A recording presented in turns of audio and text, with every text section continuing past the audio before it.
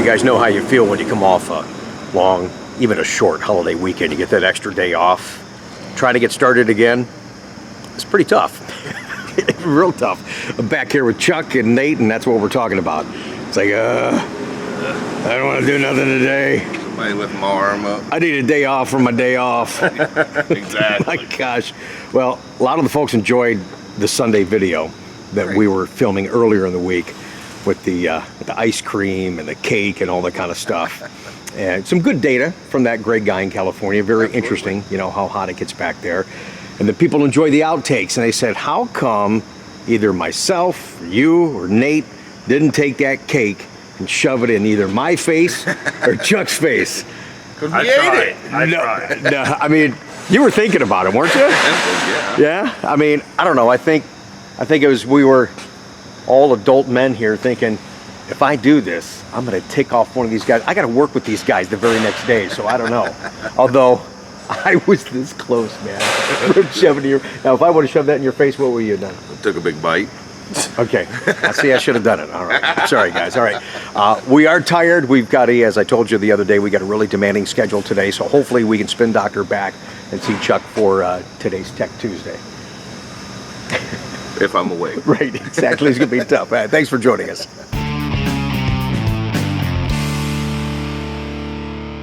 All right, before we actually start our day, here's one of the covers that came off the C8 Corvette. If you guys remember, I was showing you those foam blocks that are on the back of the car, that they're doing what they can to separate the cover from laying on the car.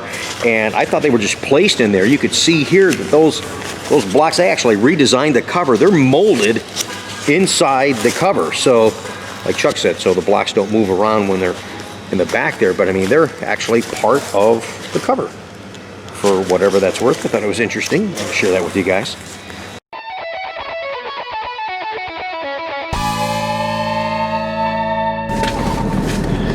Take a deep breath there, brother. She likes how I look. Oh, he's talking about Irene and Jeff were here this morning from California and come down to meet Chuck. That was pretty neat. That'll be in an upcoming vlog. She goes, I like it when you look over your glasses like that. I can see fine except for right here. Right. Then it's all blurry. Exactly. Brings me up to a way I want to start today's show, being that you're used to people watching us from afar. You got to meet Jeff and Irene from California. Very wonderful, nice people. Glad to have met them. You'll see why that Chuck has, well, we'll talk about that in a second. Remember one of the comments that he made? He says, missed a date with a car crusher. Well, we had a special visit from somebody last week. Check this out. All right, we got to find Chuck here. We have one of our viewers from the channel. Reginald, how you doing, man? I'm doing great. How are you doing? Good. He wants to address something that Chuck said in one of the Tech Tuesday segments. Oh, and here he comes right now for probably another cigarette break, I take it? Nobody's dead, so yeah. Yeah, okay. Well, we have a gentleman here that watches us on the channel, and he basically wanted to address something you had said one time on the channel in our Tech Tuesday segments. You want to come and meet him? Remember you bad mouthing the C4s, Chuck? Do you remember Mr. Date with the car crusher? Yeah. Well, there he is. I got a C4 right there. What you got to say now? That date with a car. Man, he towers over you 6 inches and he's still not afraid of you. I think Chuck is just stupid more than anything. He's a brave man. Oh man, I appreciate you. That was really cool. He goes, I gotta go talk to Chuck. I'm the guy who missed a date with the car crusher. I'm like, hey, let's go. Because I know I didn't say it. Yeah. Rick's like, hold on, I gotta turn the camera on. I'm like, no, don't put that on camera. He's like, yeah, it'd be funny. I'm like, okay. Funny to everybody except the guy that owns the car. Right. That's him. His car looks pretty good, actually. Actually shocked that he didn't get scared a little bit. I mean, he's a big dude. I mean, I'm short, but he's a big dude. All right, let's look at his car here real fast. You got Borla on it? You going to fire that up for us real quick? Yeah. Where is she? Is she 92? 91. All right, 91. All right. Got them C7 Z06 knockoffs. He's looking at a nice used C7, looking for a black on black, so we're going to try and find something nice for him. Maybe pretty cool. But a nice affordable car for him. Got some Borlas back here. Oh.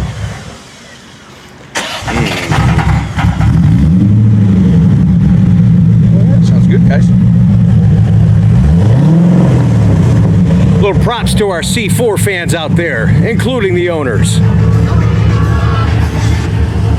Yeah, buddy.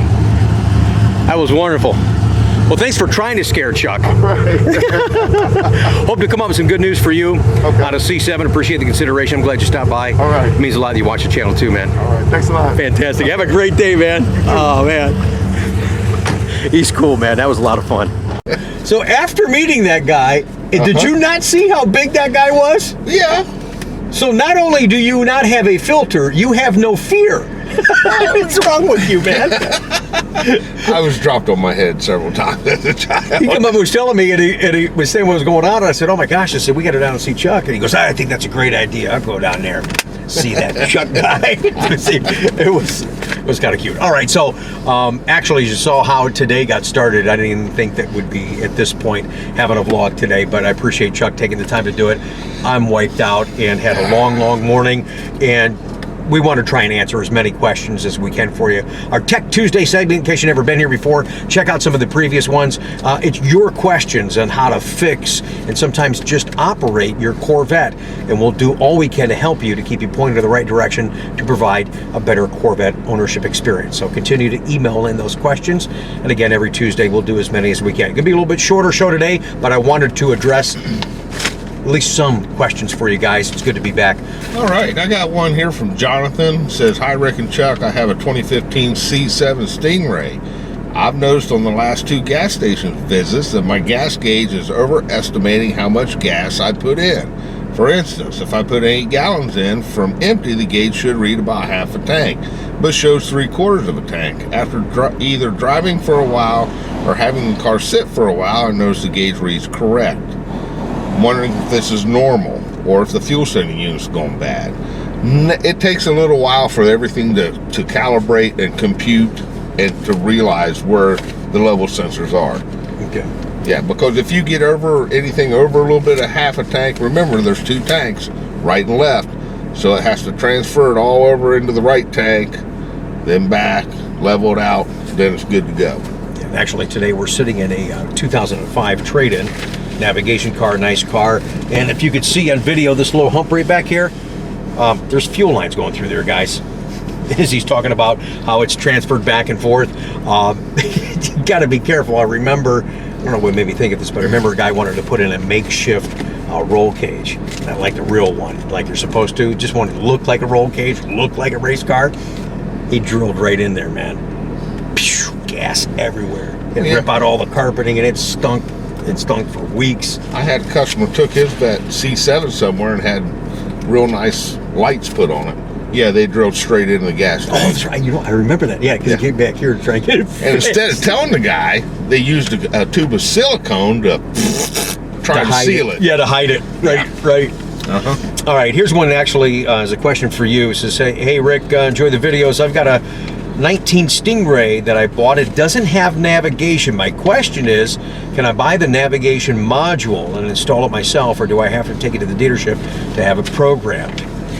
Pretty sure you have to have a program. Any module you put in has to be programmed. And I know some of these modules, sometimes depending on what you get and where you're getting it, could interrupt or knock out other features within your car. Very well could. Radio and things like that, or not all the stations or what have you. In fact, I can't remember off the top of my head, and I apologize, I don't have that data available, but there's a vlog. Maybe do a search on my YouTube channel for Tech or Matt. We did a vlog with him, and he had added a bunch of stuff to his car. Was able to take a 15 and add Apple CarPlay and things like that. So that might be a good video for you to watch as well. So just do the right thing to get the right results. Correct. All right, this one comes from Bob. I have a question for you concerning my 2019 Stingray with an automatic transmission. I've owned the car for about a year and noticed the noise coming from the rear of the vehicle. Took it in, they said it was a warble noise in the rear of my car on May 19th, 2020. Looks like the fix is replace the left rear side axle housing cover. My question is this an in-depth, complicated repair? I've done these repairs. It is kind of in-depth, yes, because you're taking a side cover off of a rear diff. I mean, the axle's got to come out. You got to separate the rear suspension on the left side. It can get pretty involved. So, Yeah. Make sure somebody knows what they're doing. yeah. Yeah, really. You want to do that one time. Yeah, you only want to do it one time. Absolutely. Here's one from Doug in Michigan. Says, my wife Carrie and I watch the vlogs regularly and always look forward to each new episode. I especially enjoy the Tech Tuesday with Chuck, that guy right here. Here's your tech question for today, Rick. I've noticed a clicking sound, almost sounds like small stones hitting the inner fender coming from the front of my 19 Grand Sport when making a slow turn. This is not the tire skipping noise. This is something different. I know exactly where he's going with this, because I read this could be due to dirt accumulating between the brake rotor and the wheel. I heard the fix is apparently to remove the wheel and clean the wheel and the rotor at the interface and reassemble and torque it correctly. Is this correct? And once it's done, should I expect this to reoccur? And you've done these. Yeah, you got to be real careful here, guys, because NSI, it tells you to do exactly what he's talking about, but it tells you to use something hand-wise, no power tools. They don't want you to take a die grinder or anything like that. I usually take like a Scotch-Brite pad and do it by hand, because you don't want to remove any material off the wheel or off the rotor hat. And that's what you're cleaning, is in between the wheel mounting and the rotor hat. And then I've been torquing them. The torque on them is 105 foot-pounds. I put them back on, torque them to 110, 5 pounds more, just to try to get a little that extra security. But it can possibly come back. I did one for a guy a year and a half ago, and he brought it back a year and a half later with the noise again. So yeah, it can repeat itself. You know, like I said, the big deal is be careful. You don't want to remove any material from the wheel or the rotor hat. All you're doing is cleaning the debris off of it. All right, cool. Doug, No thanks air for watching, and we got your picture that we'll use in the ride segment today as well. I appreciate that. All right, buddy, what do you got? All right, this one comes from Jack. I have a 2017 Grand Sport Collector's Edition that shows the brake warn message, and I keep dismissing it. But I know I have a lot of pad left on my carbon ceramic brakes. My dealer has checked sensors and modules, but nothing is obvious. Would you have an insight? Yes, I would. Yeah. More than likely, one of the sensors is bad, and what I found more than likely, it's usually the front sensors, because they're taking all the wear because you're turning right to left constantly. Yeah. Fortunately, now you can get just the sensors. Prior, you had to get the whole brake pad and sensor assembly because they didn't come separate. Yeah. Now you can get just the sensors front and rear.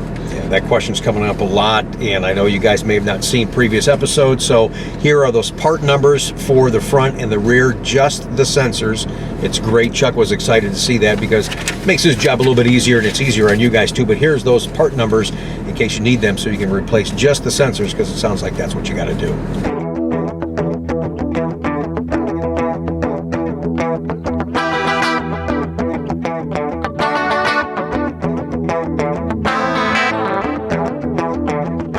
We continue Tech Tuesday here in the vlog. Thanks for joining us, guys, and then we're going to follow up with some great looking cars that we call your beautiful rides, so hang tight for that. Love sharing that with you guys every Tuesday. Sometimes it's nice just to sit at the computer and just kind of goon and check out some cool cars. Nothing wrong with that at all. No. This one comes from Roy. Says, Rick, great job with the Tuesday videos. I'm a lucky old man at 75 who got one of the early C8 Corvettes. Your videos have helped me very much. Congratulations, Roy, and thanks for watching. Appreciate that. Spread the word for us. My question is, at times my radio continues to play for about 50 seconds after I get out of the car. It doesn't happen all the time. What are your thoughts? Well, and these are, use that analogy, these are computers on wheels, and there's so many things communicating. So if you're in the driver's side and somebody gets out the passenger side, yes, they're going to stay on for at least 10 minutes, I believe it was, until you open the driver's door. But even when you open the driver's door, 50 seconds seems a little long, but again, it just may be the perception. But yes, because all the systems are trying to communicate and shut down, there's a chance when the car's shut off and you get out, it'll stay on just for a few seconds. And again, that's just the nature of how all these things integrate now. So you're fine, don't worry. Now, if it stays on and you come back an hour later and it's still on, you may push the button and left it in accessory mode, or you didn't push the button and turn it all the way off. I mean, you know, those kind of things. The car's going to shut itself down anyways if you leave it run too long now, which is kind of a nice system. But yeah, don't worry about it. You're fine. All right, this one comes from Robert.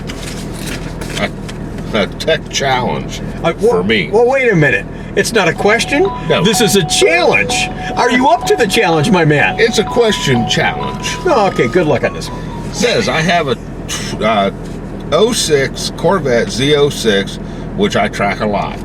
The left front brake pads wear out 3 times faster than the right side, but when I remove the ABS fuse, the brakes work evenly. I suspect the steering position sensor has this seemed to start happening after the wheel alignment. But I hear that the steering angle sensor is reset every time you start the car. That is correct. And with the ABS fuse in, it's looking more than just the steering wheel position sensor. It's looking at the yaw sensor. It's looking at everything. And I don't know if this is road track, round track, what kind of track you're on. But if you're always, I mean, with the ABS fuse out, you're probably taking the traction control and everything out.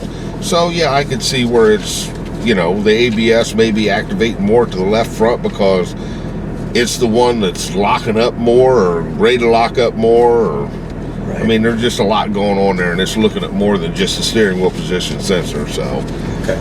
When I'm tracking it, I'd probably just leave the ABS fuse out. There you go. Hopefully that helps you, man. Everybody, thanks again for the questions. Glad we got a few in for you this week. It's great to be here with you on the channel. Appreciate your support, the kind words you make toward myself, toward Chuck, and just to Corvette members within the community as well. We're all in this together, man. We'll be back here tomorrow, but before we go, it's time to check out your beautiful rides.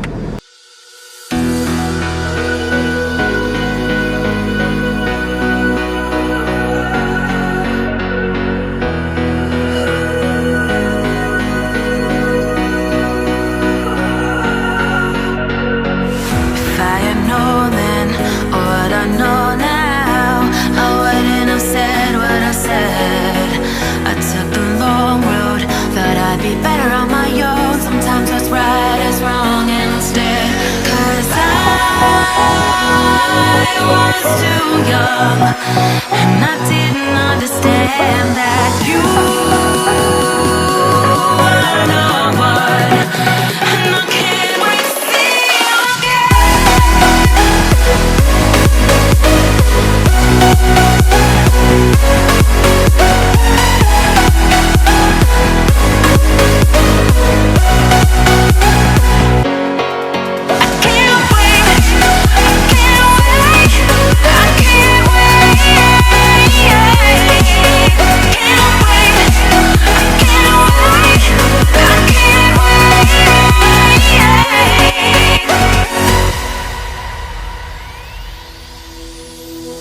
Hindsight is fleeting, oh, and your heart's bleeding, and all you can see is red, till you discover it is within each other to forgive and make amends.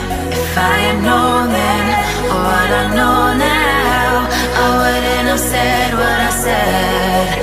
I took the long road, thought I'd be better on my own. Sometimes what's right is wrong instead, 'cause I was too young, and I didn't understand that you were the one, and I can't wait to see you again. Oh, I can't wait, I can't wait, I can't wait, 'cause I was too young, and I didn't understand that you